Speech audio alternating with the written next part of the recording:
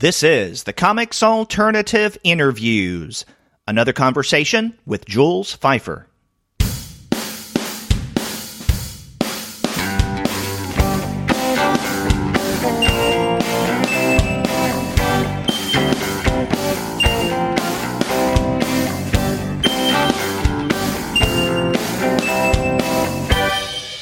Hello, and welcome to another episode of the Comics Alternative Interviews. I'm Derek, and on this episode, I have back on the podcast Jules Feiffer. His latest book, The Ghost Script, was just released from Liveright, an imprint of W.W. Norton, and I talk with Jules about his new book and the wrap-up of his noir trilogy. But before we get to that conversation, I want to let all of you know that this episode of the Comics Alternative Interviews is brought to you by the great folks at Discount Comic Book Service. Go to their website, dcbservice.com, for all of your comics pre-ordering needs. There, you're going to find all DC, Marvel, Image, and Dark Horse titles at 40% off of the cover price if you pre-order. For all of the other publishers, you'll find that those discounts will be anywhere from 20 to 35% off of the cover price. And every single month, you're going to find some incredible specials. Sometimes those specials could be as much as 45% off of the cover price. Sometimes 50% off cover. But every now and again, you can find discounts that are even more impressive than that. And if you go to DCB Service right now, you'll find incredible savings on a variety of comics. And one of the best ways of getting your comics is in bundled form. DCB Service regularly offers bundles of comics from such publishers as DC, Marvel, and Valiant. And you can get these bundles for anywhere from 45 to 60% off of the cover price. That's just one way of showing that you can't beat the prices at Discount Comic Book Service. Go to dcbservice.com for all of your comics pre-ordering needs. And after you do get your titles there, please be sure to send them an email and tell them that the two guys with PhDs sent you. In 2014, Jules Feiffer published Kill My Mother, a noir crime narrative set in 1933 and later moving forward into 1943, involving not only hard-boiled characters, but also their exploits within the entertainment industry. Feiffer followed that up in 2016 with Cousin Joseph, the second book in what was now projected as a trilogy. That graphic novel is, in many ways, a prequel to the earlier book. Taking place in 1931, we're introduced to police detective Sam Hannigan, a figure who looms largely over Feiffer's recent run. His spirit is likewise prevalent in the new graphic novel, The Ghost Script. With this book, Feiffer wraps up his series, which he's called an accidental noir trilogy. In this interview you're about to hear, I talk with Feiffer about the accidental nature of his writing and how the idea for a trilogy came into play. We also discuss his writing style, where, curiously enough, he sees himself as both instigator and observer to what unfolds under his pen. Over the course of our conversation, Feiffer meditates on his love of noir fiction and films, the challenges he faced in writing this trilogy, and the overriding influences of such legends as Milton Caniff and, especially, Will Eisner. He also discusses the impact of the 1950s Red Scare, which is the setting of the Ghost Script, what that time meant to him as a young writer, and how those politics are not entirely alien to us today. We had the pleasure of talking to Feiffer back in 2014 when Kill Your Mother was released, so it's only appropriate that I talk with him again upon the completion of his noir trilogy. This is a fascinating interview, and I want to share that conversation with you now.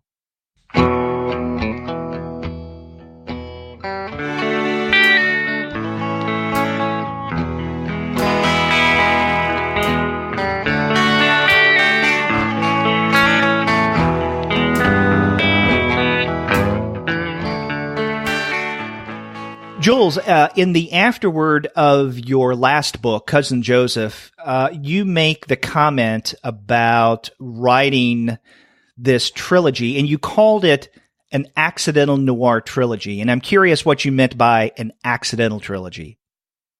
Well, first of all, I didn't know what I was getting into when I got into it, which is the way I enjoy working. The less I know about the enterprise I'm about to undertake, the more excited I am about its prospects, and the more I discover. and the more surprises there are.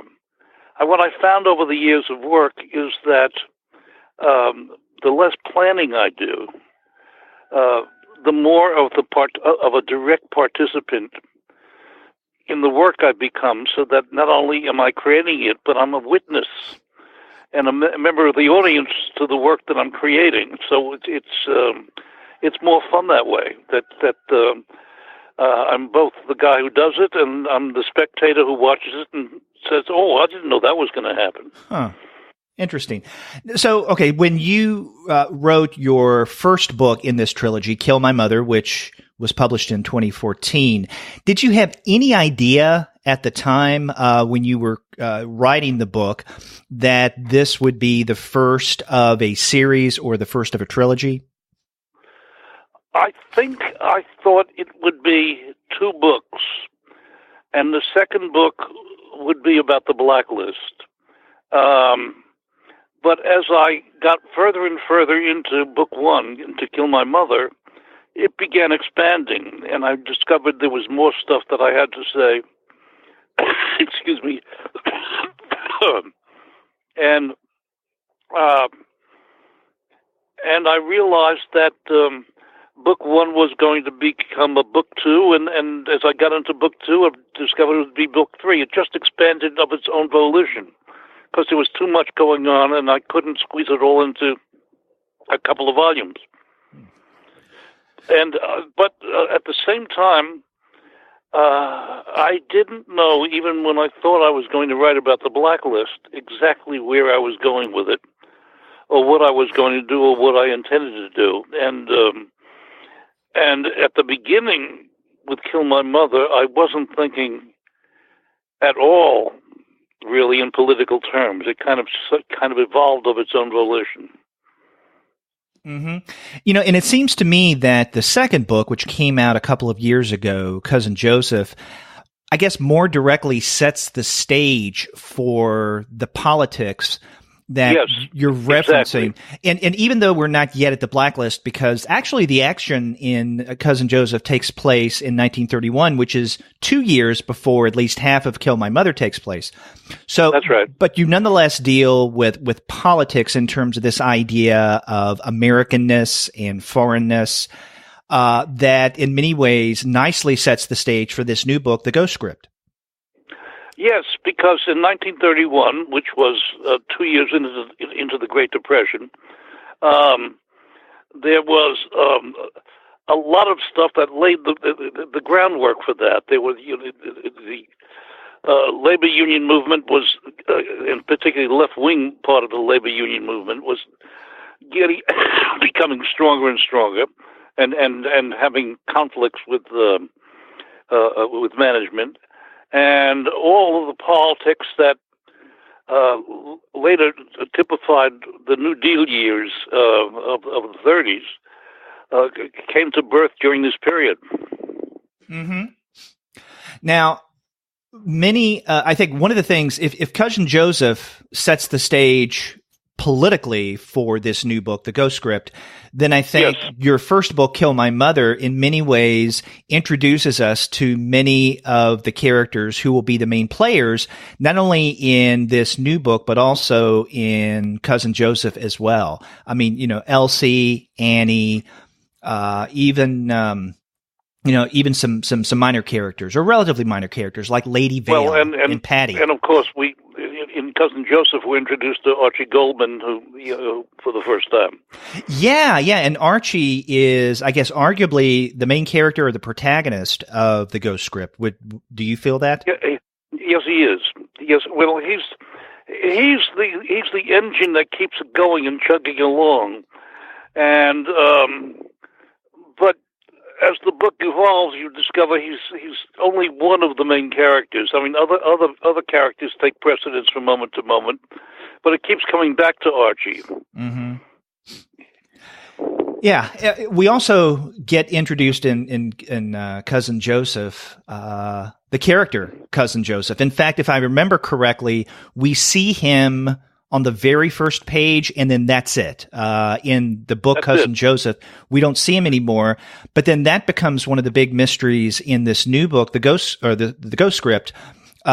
People aren't sure that Murchison is who he is, and they're wondering who Cousin Joseph is. Well, I'm glad you say that, because I don't want it to become too obvious, but I think it becomes clear enough, I think, soon enough. And what he means and what he represents becomes clear also. Mm-hmm. So it's, the trick and the challenge in Cousin Joseph, in the Ghost Script, is because it's the ending of a trilogy. I have to somehow connect all the dots from book 1 and book 2 into book 3, and at the same time tell an entirely new story with some very new characters who didn't appear in the previous 2 books, and who are some of the best characters in the book. Right. And in fact, some of those new characters we get in the Ghost Script, I guess one of the most prominent is Lola Burns. That's right. Who plays a significant role, and a rather comedic role at times. We also get Orville Daniels, who also has an important part. And then 2 other characters that I found fascinating, O.Z. McKay and Faye Bloom. These are, I guess, the more overt left-wing writers who are working against the blacklist. Right. They are the 2 open communists in the book. I couldn't help. There's a third communist, but he's part of this peace coalition, so called. Yeah, but and he just appears in one chapter. Yeah. But McKay and Bloom are the 2 Reds, and based on at least one person who I knew very well. You know, when I was reading the Ghost Script and kept coming across the character Faye Bloom, I couldn't help but think of Lillian Hellman. I wonder why. And what she went through. Well, she was a very old and dear friend of mine.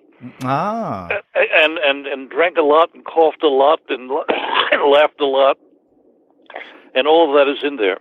Which is what we get with Faye Bloom, because one of her defining characteristics is her laughter. Yes. Yes, laughter which ends in a cigarette cough, as it did with Miss Hellman. Did Lillian Hellman ever dress as a man in order to sell a script? That you'll admit to? No. But she did just about anything else, and she certainly controlled the environment she was living in.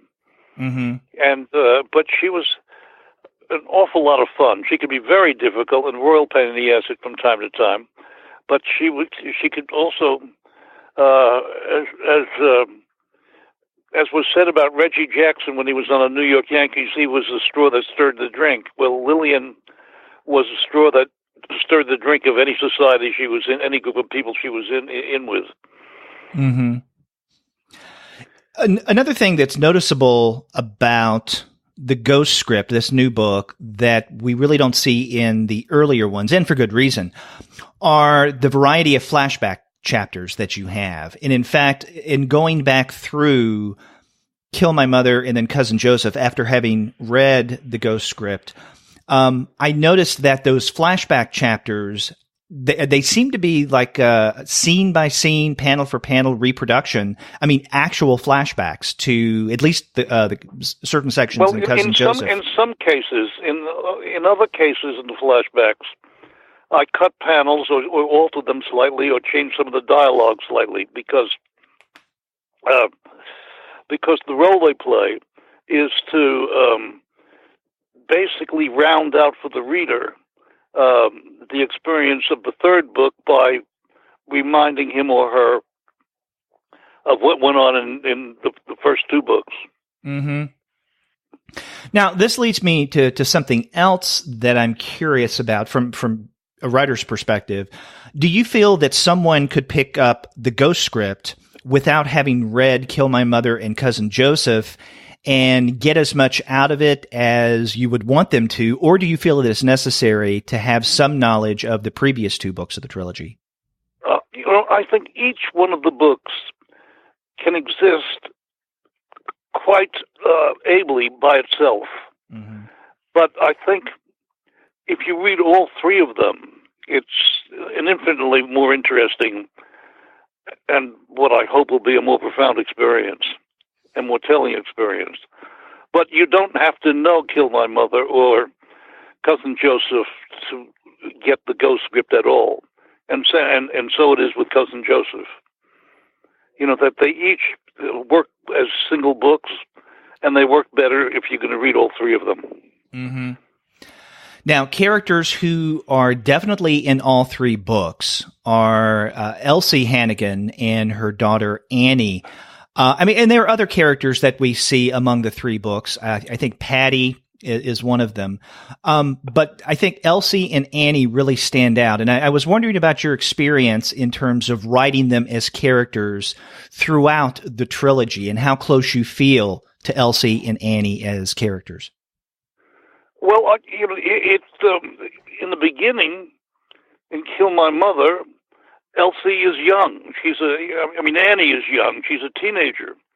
And she's at war with her mother. And the phrase "kill my mother" comes out of Annie's mouth. She wants to kill her mother repeatedly because she finds her mother, as many adolescent girls do, the most irritating person in the whole world. And then it's the relationship as it develops, as Annie becomes a woman, and Elsie goes through the war and has her accident in the war that changes her life, is wounded, and all of that. I mean, they grow, they change, they interact, and they're, for me, very real. And I try to treat them as if they're real, and the back and forth between them as a true mother-daughter thing where they at total odds for a long period of time, and then they are not anymore, and then they become quite close. I was in a family with two sisters, and I saw the relationship between mothers and daughters. And another character that is present throughout all three books in either physical form or in spirit, so to speak, is Elsie's dead husband, Sam. Yeah, Sam Hannigan. Yeah, Sam is the spirit, whether alive or dead, and he's both in all three books, is the spirit of the tough private eye, although he was never private eye, but the tough private eye character that comes out of detective fiction, beginning with Dashiell Hammett, mm-hmm. and his characters, most famously Sam Spade, but also Philip Marlowe by Raymond Chandler, and he's the tough guy, he's the moral character, and in all of these private eyes, these are stand-up moral guys. The difference is that Sam happens to have the politics of a fascist, and that's very, very different. He's an extreme right-winger, a super patriot, and that sets up the politics of the book, really. Right, and we really get a lot of that backstory about Sam and his politics in Cousin Joseph. That's right. Mm-hmm. That's right. Because Sam is only talked about in the first book, Kill My Mother, because he's been killed 2 years earlier. He affects everybody's life, and they talk about him, but he's not there.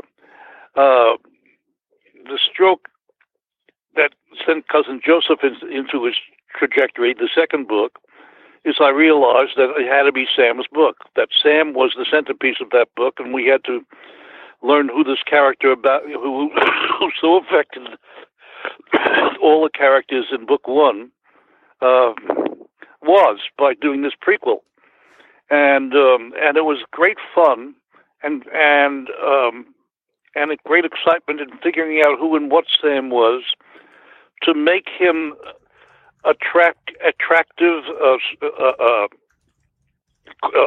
hyper-masculine, tough talking, and a very moral character, except he was wrong about almost everything.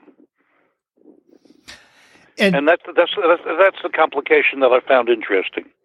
Yeah, and in this new book, there's even a chapter where we almost literally have the spirit of Sam. When Elsie is driving and talking with Patty, we do see him kind of in spirit form. Yes, he is in spirit form. And of course, later in the book, I have the spirit in spirit form. Yeah. Okay, now you were talking about Sam as this noir figure, and it's obvious in reading all three books that you have a particular fondness for this kind of classic detective noir narrative.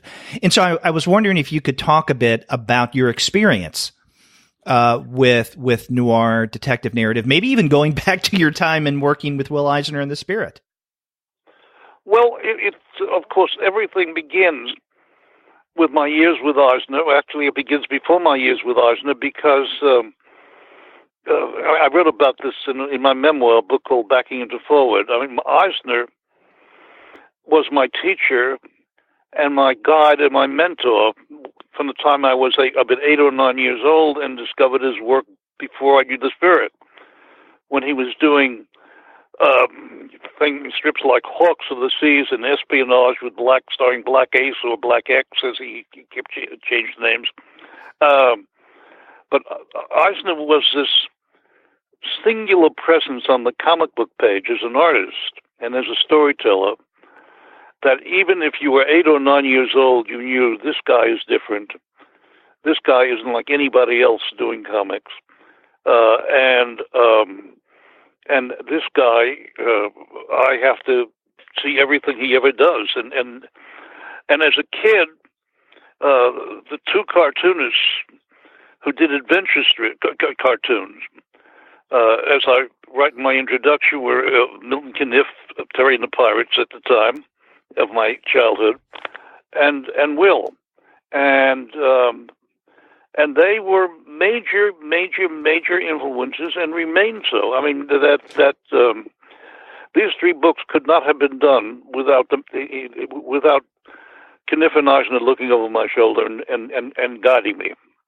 And I mean, it's very interesting that during the years when I developed my reputation in The Voice and elsewhere, basically, I forgot about those guys. They had nothing to do with the kind of career I was developing or the form I was shaping and inventing, really. That was part of my background, my past. I never thought I would ever go near that again. That was, evolved out of. And then as an old man, I find that I go back to the two guys who were instrumental in me wanting to be a cartoonist in the first place. And it's a lovely circle to go around, and I appreciate the privilege of being able to pay homage to these two extraordinary men. Eisner is, of course, very well remembered today and legendized and mythologized, but a lot of young people don't know who Caniff was or what he did or why he was important and aren't very interested, and I find that too bad. So is this connected to, let's say, several years ago, your feeling that you wanted to work in the graphic novel form? I mean, you'd done something like this before with Tantrum, but really not until we get Kill My Mother do we get Jules Feiffer, graphic novelist, I guess in the fullest sense of the word.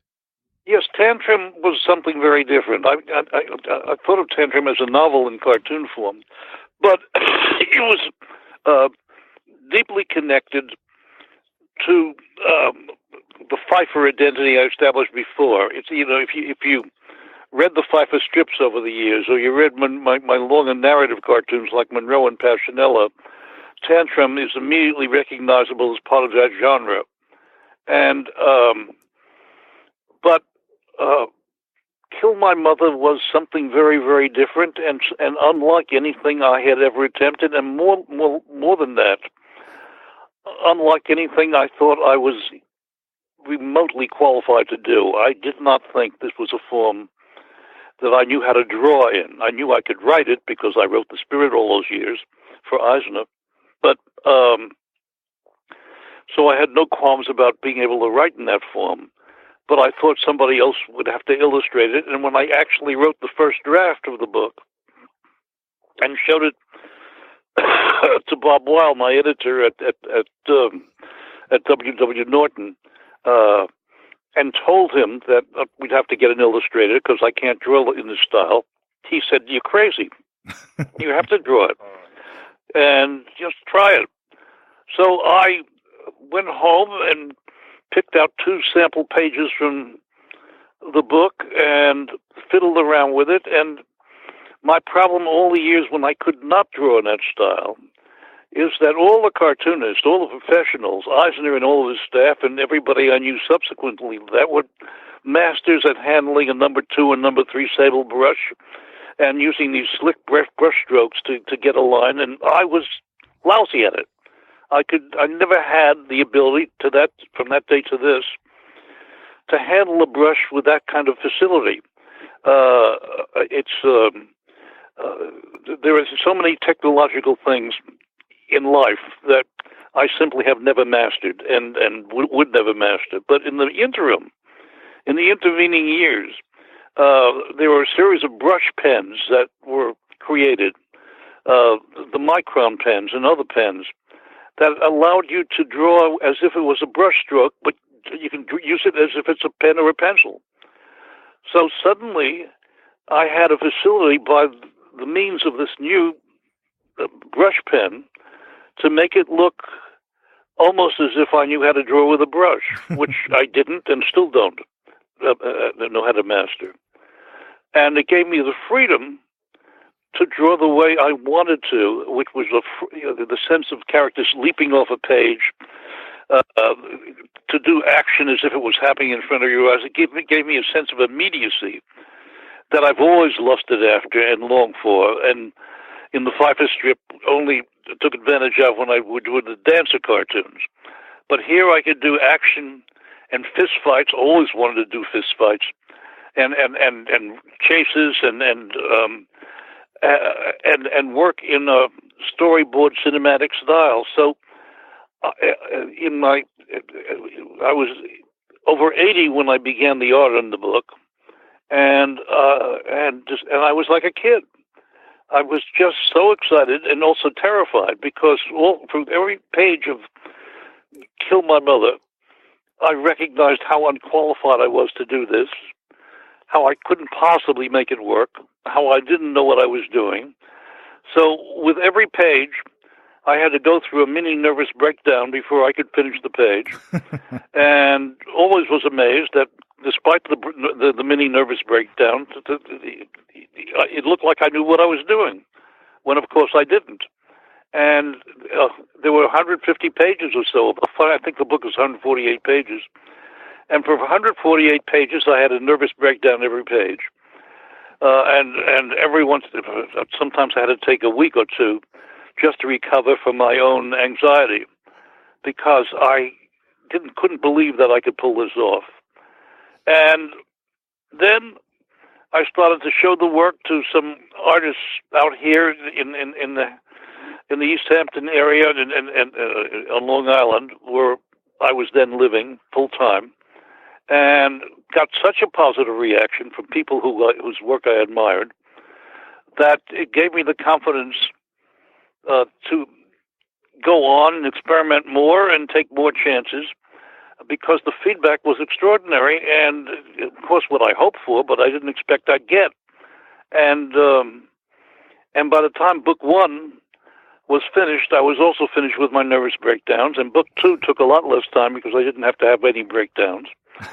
And by book 3, I knew what I was doing and felt in complete command. But I needed that experience with Kill My Mother to teach me that not only could I do this, but I could play with the form, I could do different things with it, and I should take all the chances that I needed to take to make it work and to tell the story that I needed to. So with Kill My Mother, originally you had thought about the possibility of you scripting it and then someone else doing the illustrations. That's right. Did you have any particular artist in mind, anyone who you think could particularly capture the tone that you wanted? No, I don't think I did. The only one whose style approached the form that I thought was absolutely right was the unfortunately now deceased Darwin Cook, but whose work I loved. Mm-hmm. But I didn't think of anyone else. I'm sure I could have found someone else if they had agreed to my idea of getting another illustrator. There would have been somebody who I would have tried to school. I mean, I would have done it as when I worked with Eisner, where I would have done the layouts, and then they would have gone on from there and shown me what they did, and we'd go back and forth in a somewhat collaborative work where they would do the finished art, but it would look, it would have the look and presentation in cinematic style of what I was looking for. Mm-hmm. But by the time you got to your third book, this new one, The Ghost Script, you felt that you were completely confident and you had mastered whatever it is you felt that you needed to master, that you were uncertain about earlier. I felt that by the time I was working on Cousin Joseph, I did feel that way. Okay. And I played with the form a lot, like the opening, which is one big shot of a long shot of the castle that Cousin Joseph lives in, and different pages all the way through. It's where suddenly I go musical with songs, and I approached it with much more abandon than I did with Kill My Mother, where I was, as I say, much more afraid of my shadow. Readers of this trilogy obviously can find common ground, common themes, certainly common characters among all three of the books. Although this new one kind of stands out in different ways, some of which I've already mentioned, for instance, the flashback scenes. Another thing that I found interesting about the Ghost Script is the number of times that you set your narrative in the bedroom. There are a lot of bedroom scenes. Yes. And in fact, at one point I thought there were too many, so I turned one of the bedroom scenes in the script into a dance. It's a dance number. Oh, that's right. Yeah. So, what was it about bedroom scenes that resonated? In the script, that's another bedroom scene. I said, "The hell with it," and I had the two of them dancing. I called the chapter "Out of Step," and they have this conversation. What was it about the bedroom? What is it about bedroom scenes that you felt resonated with this new book? The way men and women behave with each other in bed, where they are both intimate and evasive, and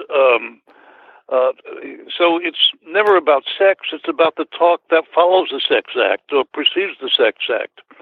But it's about the intimacy of the bedroom. Mm-hmm. Where you can have the conversation you wouldn't ordinarily have sitting around a table. Or you might have it getting drunk in a bar. And it's interesting. I've spent a lot of my young life in bars, getting drunk and talking intimately with people, but there's nothing like that in these books. I don't know why. Because you would think drinking at a bar would go hand in hand with the noir tone that you set in these three books. Yes, you would, and and I do have scenes in a bar, in Addie's bar, mm-hmm. but or her nightclub.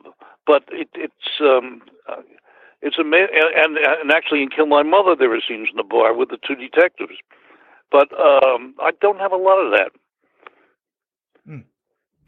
Now, some of these bedroom scenes take place with Lola Burns, the new character, one of the new characters that you introduce in the Ghost Script.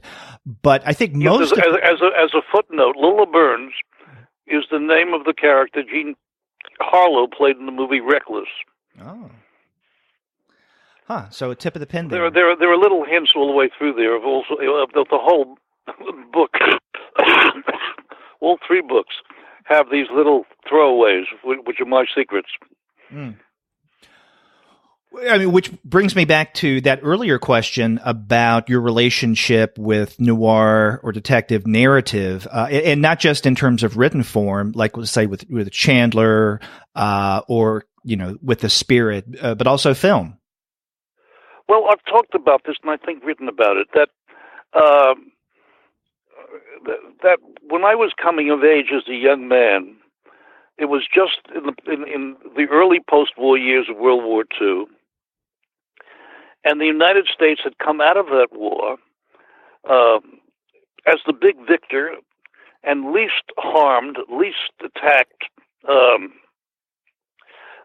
fewest people killed of any of the Allied nations, and we recovered faster than any other of the Allies. I mean, that we took off and had this immediate era of expansion and prosperity and the GI Bill, and things started popping and happening, and we had suddenly a middle class that never existed in the world before, and it began in the United States, and people whose families had never gone to college and were lived hard-scrabble lives were suddenly in something called the middle class. Who the hell knew what that was? And they could buy their own homes and their own washing machines, and TVs were just beginning. I mean, they led these lives that were unimaginable, and should have been a natural fodder for the forms of entertainment, and in a way was, because the great Hollywood musicals from MGM came out of that period. But shortly after the musicals began, suddenly we saw something else, something dark on the horizon, because suddenly there were movies about creatures from outer space, invasions of body snatchers, and movies about soldiers coming home and discovering that their girlfriend had betrayed them. They were sleeping with their best friend who hadn't gone in the army. The Robert Mitchum films, the Robert Ryan films. Suddenly there was a dark content to all of this victory and to all of this optimism. And what one found in these films, and in the private eye films that went along with it, was the sense of paranoia, betrayal, suspicion, doubt, which was fostered thematically and even subconsciously throughout the work, and one understood that it would reflected something in the society.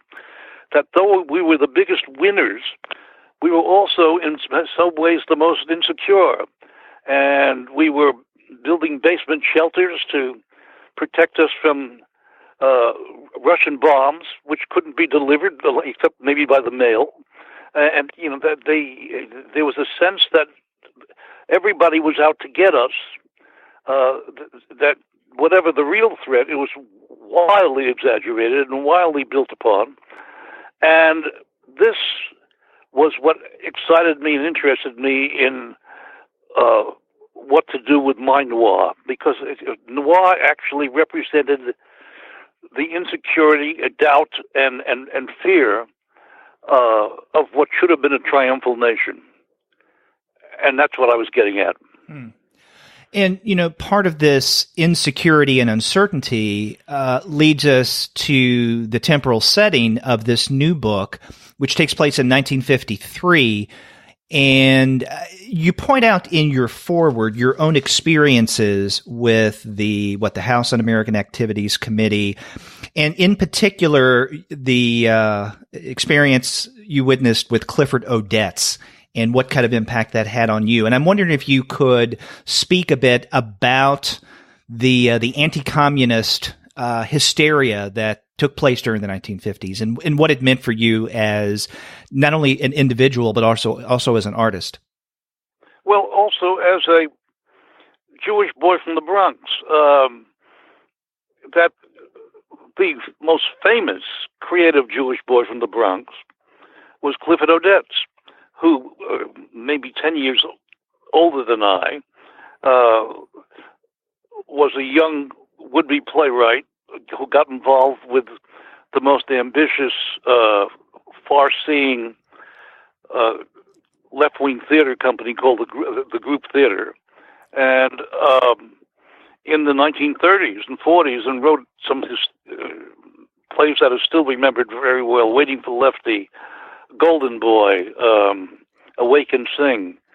He found a kind of poetic voice that spoke of the slums and was the voice of the poor and it was musically engaged the viewer or the audience. And I was too young to see his plays, but I read them, all of them, and was deeply affected by them. And he was a hero to me. And Odets then went off to Hollywood and became a successful Hollywood writer, and his politics was left behind.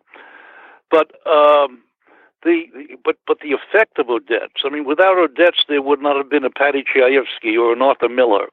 Odets was parented that whole generation of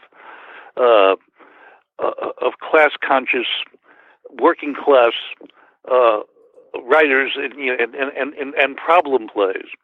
And by the time he had been in Hollywood some years, one kind of wrote him off and forgot about him as not even a sellout, just a sad case who had his glory days back in the 30s and early 40s. And when the actor J. Edward Bromberg, who was one of the founding members of the group theater, when he was blacklisted and died of a heart attack as a result of not being able to find work and rejection after rejection after rejection, there was a memorial service for him in downtown Brooklyn, which I went to. And I mean, anybody sympathetic or associated with the left was at that thing. And a lot of people spoke, including a young actress who had appeared in only one film, I think, at the time, in Detective Story, which was based on a Sidney Kingsley play and was made into a hit movie with Kirk Douglas. And her name was Lee Grant, and she had a cameo in the movie, which she made it. She was a sensation, and everybody was knocked over by her, and she was going to be a big star. And for reasons no one understood, she suddenly appeared at the Bromberg memorial service. Nobody knew what her politics were, or if she had any politics, and gave a wonderful speech. And it was the only thing, or maybe the first thing political she ever did. And from that moment on, she no longer had a career and no longer was going to be a star, and she was blacklisted because she gave a talk at this left-wing rally. But also at this left-wing rally, this memorial service, the surprise speaker at the very end, not listed, not expected, was Clifford Odets, and all the audience were amazed because he had been written off as a Hollywood sellout, and he gave an impassioned speech, which seemed right out of his best 1930s proletarian writing, right out of Waiting for Lefty. And he basically sang. I mean, he sang a paean to the great American left and how we were coming back and how we were going to beat this and Joe Bromberg would not die in vain. And the audience, including me, were on its feet screaming in tears. I was crying. Everybody was crying. Odets is back. Odets is back. And then what became almost typical of what one experienced in those years of the blacklist. A week or so later, Odets appears before the House Un-American Activities Committee as, of all things, a friendly witness, meaning that you're going to name names and you're going to testify according to what the committee demands of you. And he started naming names, and the first name he named, the man who recruited into the Communist Party, was J. Edward Bromberg, this man he gave this impassioned speech about. And when I heard about this, it was a blow that stayed with me for years. I mean, it was a body blow. And it made me question everything in my life. It made me question all my relationships. It made me question all the people I knew. And did I really know them? If Odets could do this, if people were capable of this kind of behavior, what was this world that I was living in? What were the rules of it? Were there any rules? If this sort of betrayal on such an enormous scale could be done so casually, what was left? How do you explain it? How do you ever explain it? And it shaped my thinking of that through that entire period and how I try to work through it, and it led to the kind of work I did in later years, beginning with Little Murders and other political works, that where I try to show the crazed anarchy and sense of all systems falling apart, coming unglued, that went hand in hand with the Cold War years that we were living through at that time. Hmm. Well, I know one character in this new book that seems to be, if not ambiguous, then perhaps even problematic when it comes to naming names, is Lola Burns. Yes, because and she is, and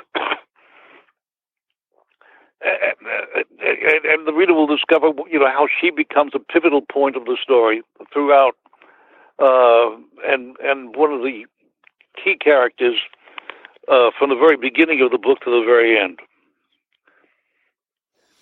And in fact, what Murchison asks her to do at one point is I think one of the funniest moments of the book. I love that putting on that costume, yeah. And playing what is the character she plays? This Soviet. I can't remember. Lolichka, something Lolichka. She plays a parody Russian communist dominatrix. Yes. With a whip and wearing a red outfit, red tight brassiere and panties and boots, and Lola is a big woman, big and blusty and busty, and she's the dream come true of Mr. Murchison, who's a chief blacklister, but has these fantasies of some red coming and dominating him. Another comedic touch to the Ghost script is the fact that Archie Goldman is constantly being chased. He's constantly being chased and constantly being beaten up. He never won a fight in his life. He is a nebbishy detective. What Archie is kind of a borrowing of the character I had in my cartoon for many, many years. The voice strip, Bernard Mercantile, is a nebbishy Jewish haphazard lost lover, and turning him into a private eye. So it was an uncertain, inadequate feeling character that I've always felt close to, because that's exactly what I was in my 20s and how I felt in my 20s. Nebbishy, and to turn him into a screwed-up detective who is on the trail, eventually gets things right, but along the way, anybody of any age can beat him up. He can't ever win a fight. He screws up all of the time. He's outthought by just about anybody, and yet he solves the crime. Yeah, and he even calls himself a wishy-washy detective, which is the title of the second part of the book. That's right. I remember in the middle of the night saying, "Oh my God, this book is in two parts, and the second part is the wishy-washy detective." Now, I don't want to give away what happens at the very end of the Ghost script, but something really weird happens with Archie. Well, something really weird happens with the reader and with the society we're living in and the world we're living in. And I try to explain it, of course, in bizarre satirical terms at the very end of the book, but that's the ending of the book. Mm-hmm. It seems to me, when I came to it, as I wrote it, that of course, this is the way it has to work. I didn't know it until I wrote it, but this is what has to happen. And if I try to outline it, say, a week or two, a month before, it would have seemed ridiculous, and I would have dismissed it. But it just happened. It just evolved as it had to because of what I had already set up. And it seemed to me, well, I thought I was taking a big chance here. that it had to pay off, and it was the only thing that made any sense because it was so nonsensical. Mm-hmm. Well, that leads us back to an earlier comment that you made, in that as a creator of this trilogy, you felt yourself not only the artist, but also as an observer. I mean, you're a witness to your creative acts as they evolved. Yes, I want to have a good time. I'm an old man. I insist on having my fun. Yes. Okay, so speaking of fun, and maybe this is not the fairest question, but was there any one of the books in this trilogy that you feel that you enjoyed the most in terms of writing, or that you feel closer to than the others? Or is it like trying to decide which child of yours you love more?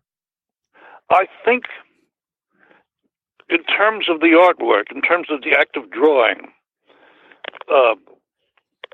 Cousin Joseph was the most fun because it was physically the most extreme, because it had the most action in it, had the most violence in it. It had a lot of fights and a lot of other, physical action. And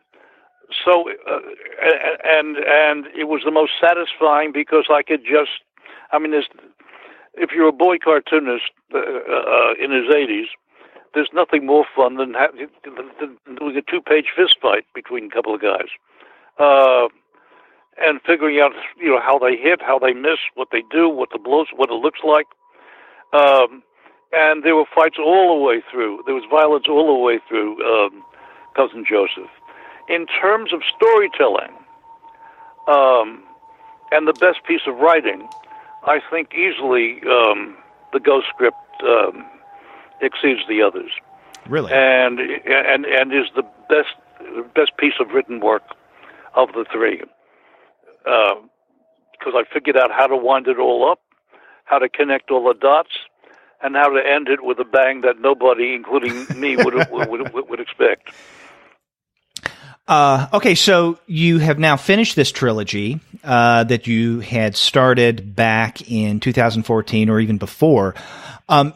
Are you currently working on something that you can tell us about now, or do you have plans on maybe another graphic novel? Got this bad cough. When I finished the book, I knew two things, and that was no more noir. I've said you've done all I can with noir, and I'm not interested in working in the noir form anymore. I've made my statement, and I think it's quite a good one. At the same time, the accident of noir, which was the accident of moving out to the east end of Long Island and away from theater, which I could no longer participate in very well because my hearing had disappeared on me, mostly, and you've got to work as a playwright. You have to be able to hear what the actors are doing and be able to give them notes.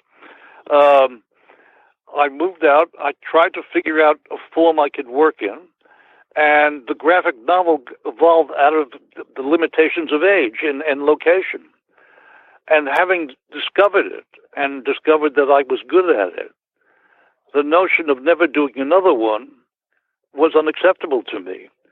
But not being able to do noir anymore because I'd satisfied all my needs with that, I thought, well, what's the next thing I can do? And it immediately occurred to me that I had spent years before the noir experience writing and illustrating children's books. So how about something for younger readers? The middle-level readers from 10 to 14 or 9 to 14 or 15. So I started work. My longtime editor of children's books, dating back to the 90s, and my first book, my first children's novel, The Man in the Ceiling, lives out here in the Hamptons, not several miles away from where I am. And I broached the idea to him, and he got very excited about it.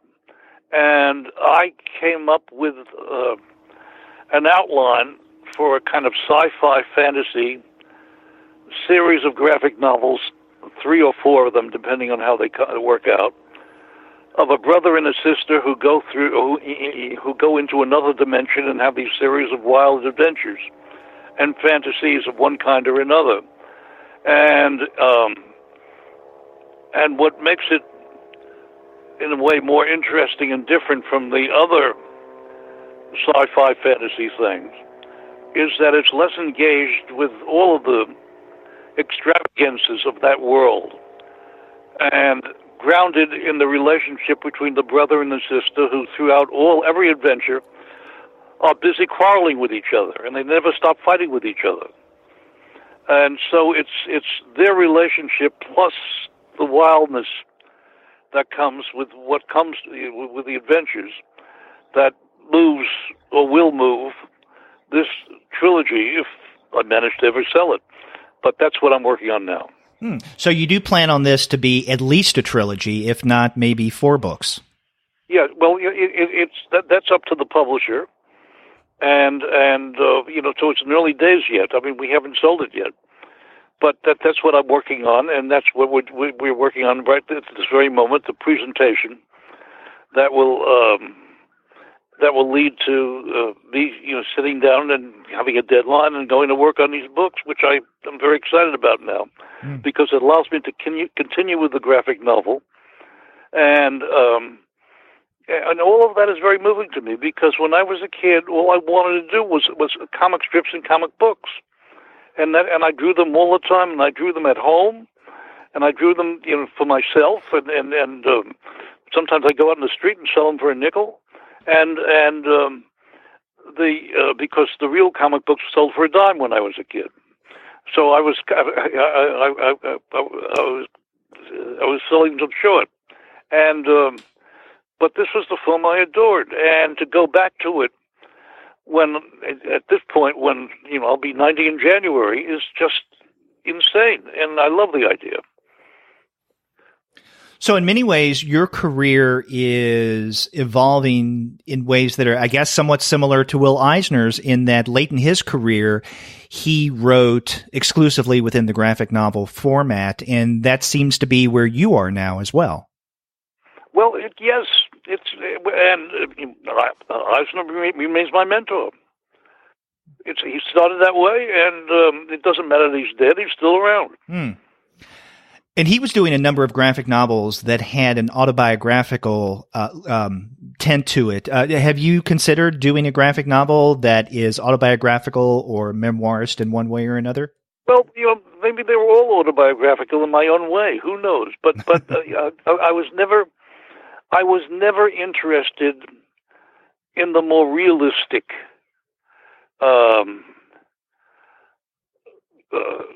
graphic novels that Will did.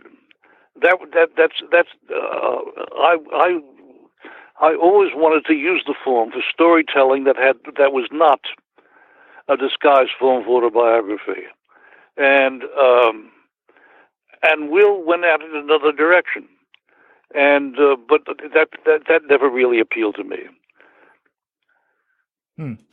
Well, Jules, I want to thank you for taking the time and talking with me again on the Comics Alternative. I think it's only appropriate. We had you on the show back in 2014 when Kill My Mother was released, the first book in the trilogy. And so I'm glad that you were able and willing to come on now that we have the third book in the trilogy, The Ghost Script. So thank you very much.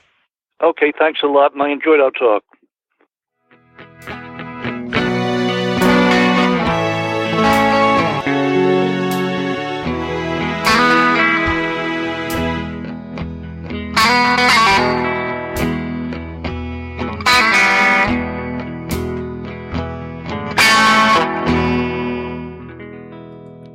I want to thank Jules Feiffer once again for coming on the Comics Alternative to discuss The Ghost Script and the wrap-up of his trilogy. This was a fun conversation, and I look forward to seeing what comes of his next project.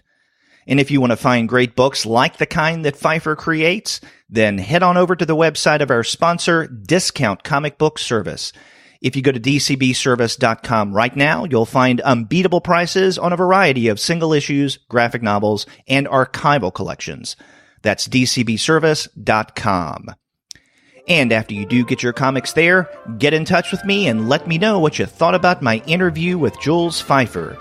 If you go to our website, comicsalternative.com, you'll find that you can leave us a voice message online via SpeakPipe. Or you can contact us the old-fashioned way by picking up your phone and dialing 4153-COMICS. That's 415-326-6427. You can also email us. We're 2guys@comicsalternative.com, or you can email me directly. I'm Derek at comicsalternative.com. And you can find us all over social media. We have accounts on Twitter, Facebook, Tumblr, Instagram, Google+, Goodreads, Pinterest, YouTube, Slack, and Discord. You can subscribe to the podcast through Apple Podcasts. You can stream us on Stitcher. You can also find us on Spotify, on TuneIn, on iHeartRadio, and on Google Play Music. But you can find every single one of our podcast episodes, as well as the reviews and comics-related commentary that we post on our blog, simply by going to our website, comicsalternative.com. We have more interviews lined up in the days to come, so be sure to check back for those.